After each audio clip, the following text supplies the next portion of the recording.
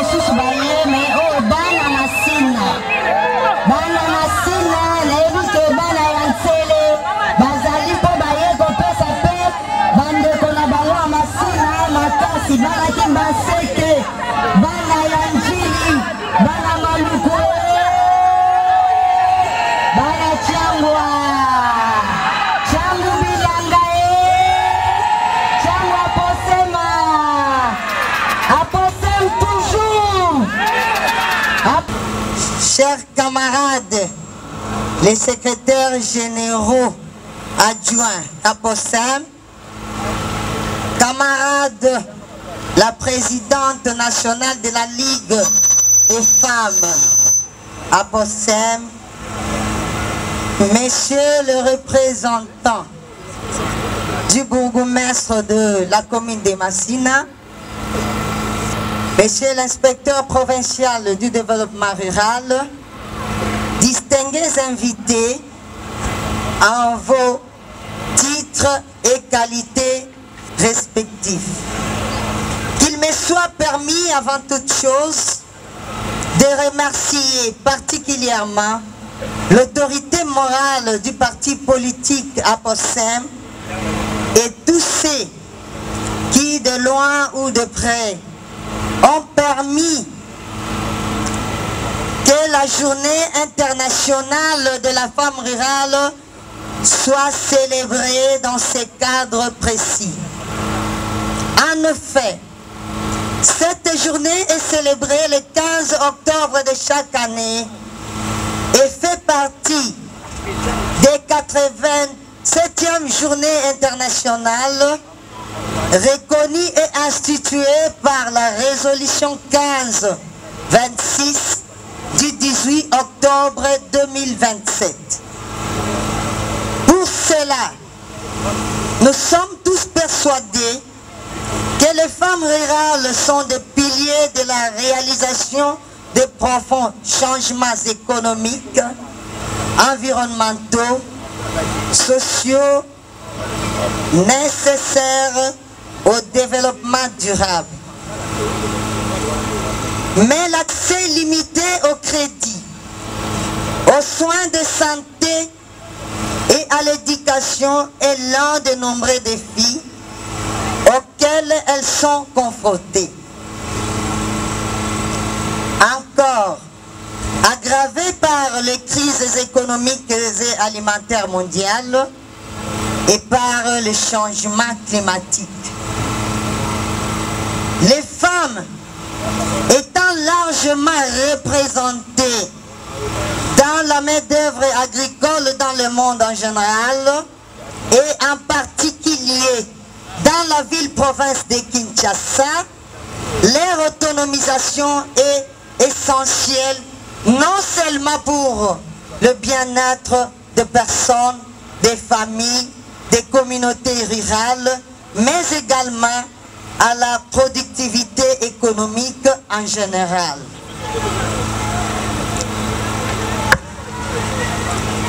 De manière générale, les femmes rurales sont facilement exclues dans le processus œuvrant l'accès à la gestion de la terre et surtout à la subvention de l'État. Et pourtant, un paradoxe reste d'actualité. Une grande partie des denrées alimentaires est produite par les femmes rurales, mais celles-ci restent souvent privées d'accès à l'instrument indispensable, à l'accès au crédit, à l'information et à l'accès à la terre. Leur rôle important dans la sécurité alimentaire n'est pas à démontrer. Malgré le faible pourcentage des terres en leur possession, les femmes rurales de Kinshasa, en général, et celles de la Tchangou, en particulier, produisent environ 80% de la main-d'œuvre agricole dans la transformation, le stockage et le transport des produits agricoles. Elle contribue de plus en plus aux revenus des ménages. Par conséquent, tout ce que la femme rurale a toujours recherché est de mettre en lumière des formes de discrimination qu'elle a toujours subies depuis la nuit des temps. C'est pour cette évidente qu'en réfléchissant sur le thème central tiré des Nations Unies, femmes rurales, les femmes rurales cultivent une nourriture pour toutes et tous, souligne le rôle essentiel que jouent les femmes et les filles rurales dans le système alimentaire mondial. Nous avons établi les rapports sociaux et les relations du genre pour arriver à la reformulation du sous-thème « Les femmes rurales pour une alimentation de qualité pour tous les Congolais ». Voilà pourquoi, distingués invités et chers camarades, la Fédération de la femme, des femmes rurales de la ville de Kinshasa a voulu commémorer cette journée autrement, c'est-à-dire avec un partenaire politique de taille du secteur agro-pastoral et halieutique qui a comme activité principale l'encadrement, la formation et l'appui aux paysans. Nous citons ici l'alliance, les partis politiques Alliance des paysans, des ouvriers et de la classe moyenne pour un développement durable, APOSEM en sigle. APOSEM toujours. Que vivent tous les paysans de la Tchangou, que vivent tous les paysans de la ville-province de Kinshasa, que vivent les partis politiques APOSEM et son autorité morale Abdon Etina Bekile, les Muntu, que vive le président de la République, Félix Antoine Tshisekedi Fachi Beton, que vive la République démocratique du Congo. Je dis et je vous remercie. Bilangae! Mesdames et messieurs, distingués invités, en vos titres et qualités respectifs, au nom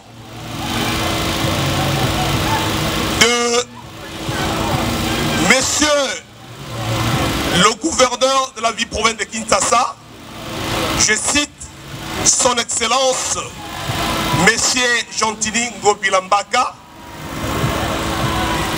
j'ai été invité par la Fédération des femmes rurales de Kinshasa. La fédération travaille avec son partenaire privilégié, je cite, l'Alliance des paysans, des ouvriers et de la classe moyenne pour le développement rural.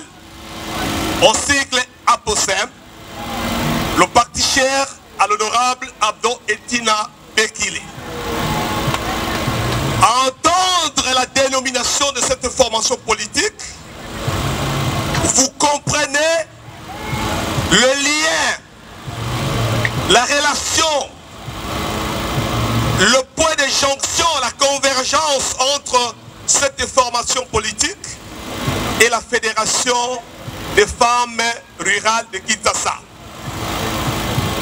À Kinshasa, ici, en tant qu'inspecteur provincial du développement rural, à chaque fois que nous célébrons la journée internationale des femmes rurales, tant au niveau national qu'au provincial, une question nous a toujours été posée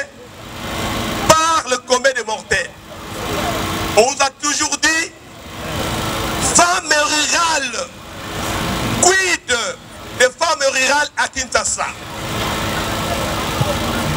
On a compris que c'est un peu de l'ignorance. Notre ville, province de Kinshasa, capitale de la République démocratique du Congo, siège des institutions. Merci beaucoup, inspecteur.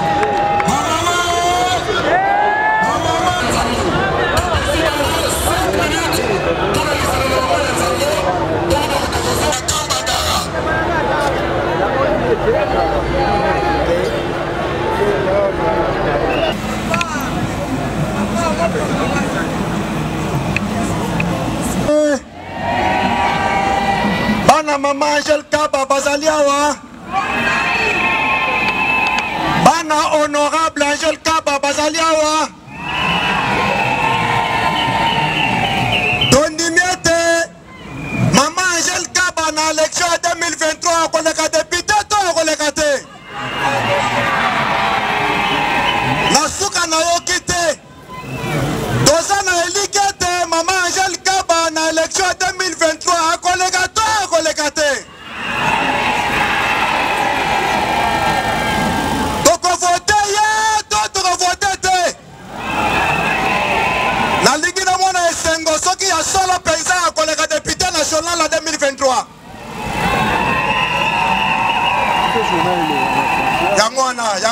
Yangwana. Kote kuna. Oh, bakanisa ki Angel Kaba kotondi se stade te. Basuki na maye. Bangu na nyoso na maye. Toko kiko ya bango.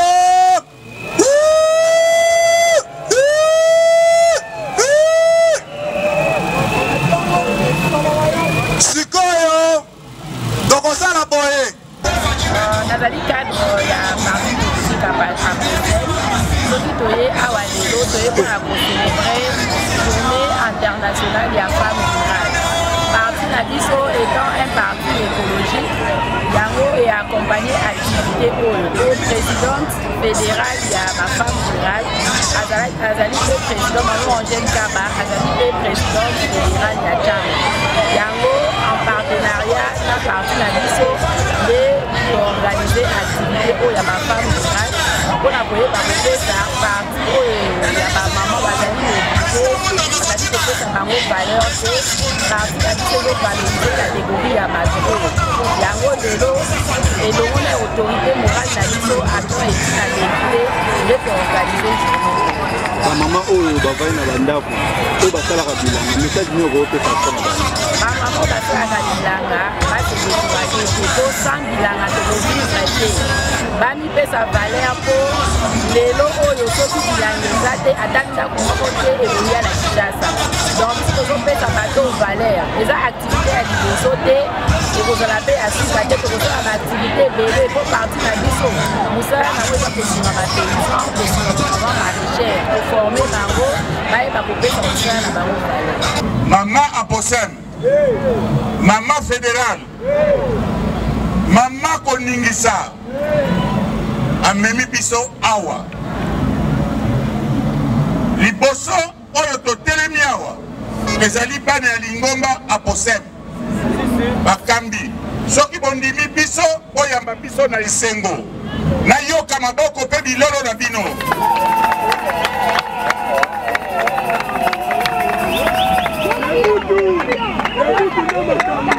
Awa biso toye awa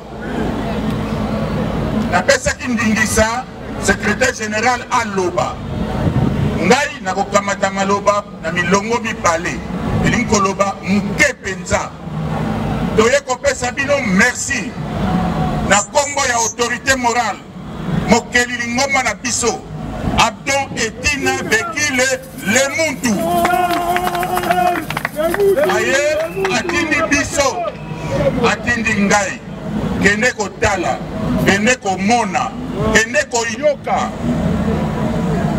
poto yeba biso na bamama bilanga ezali ndenge nini na oyo tomoni na oyo bosali uto lelo ndenge tobandaka naye kolobela bino bamama bilanga na abdo etina bino bamama oyo bolesaka bato na posem ti na suka tokomi mutu bo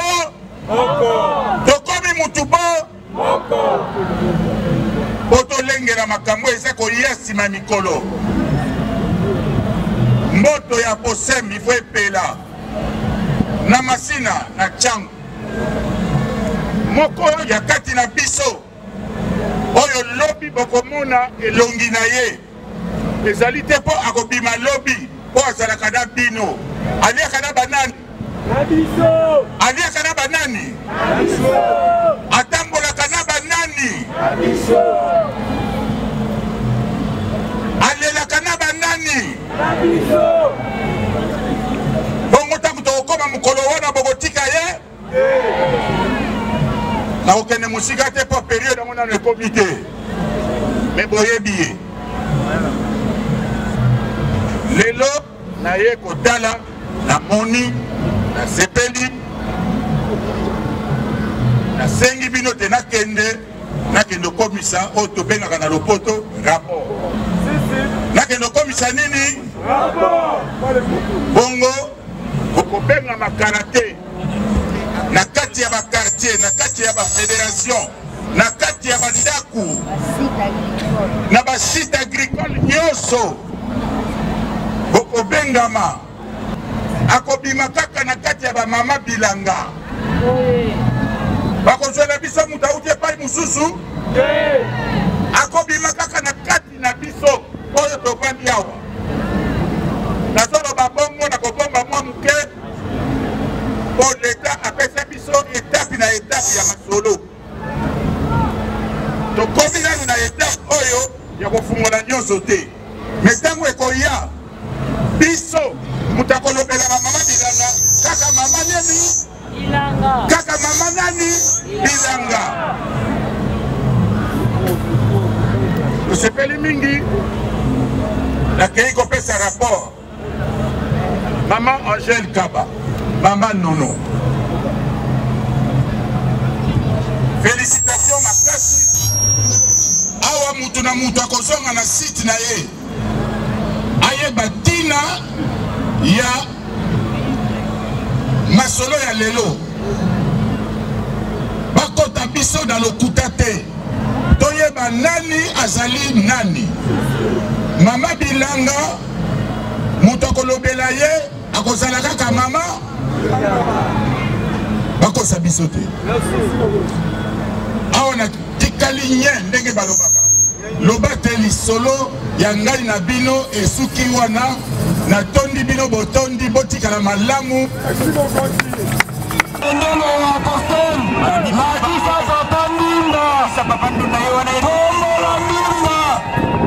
balobi bana pose mbolakisa papatunda pepa yango likolo